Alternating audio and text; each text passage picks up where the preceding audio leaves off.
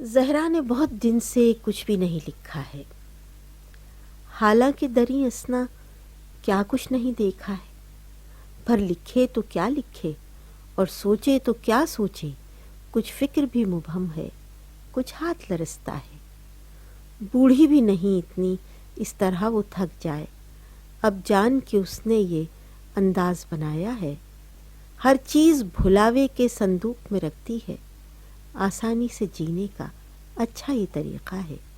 زہرا نے بہت دن سے کچھ بھی نہیں لکھا ہے۔ گھر بار سمجھتی تھی قلعہ ہے حفاظت کا، دیکھا تو گرستی بھی مٹی کا کھلونا ہے، مٹی ہو کہ پتھر ہو، ہیرا ہو کہ موتی ہو، گھر بار کے مالک کا گھر بار پہ قبضہ ہے۔ احساس حکومت کے اظہار کے کیا کہنے، احساس حکومت کے اظہار کے کیا کہنے، انعام ہے مذہب کا جو ہاتھ میں کوڑا ہے، دیوار پہ ٹانگا تھا فرمان رفاقت کا، کیا وقت کے دریا نے دیوار کو ڈھایا ہے، فرمان رفاقت کی تقدیس بس اتنی ہے، ایک جنبش لب پر ہے رشتہ جو ازل کا ہے۔ زہرا نے بہت دن سے کچھ بھی نہیں لکھا ہے، حالانکہ دریں اثنا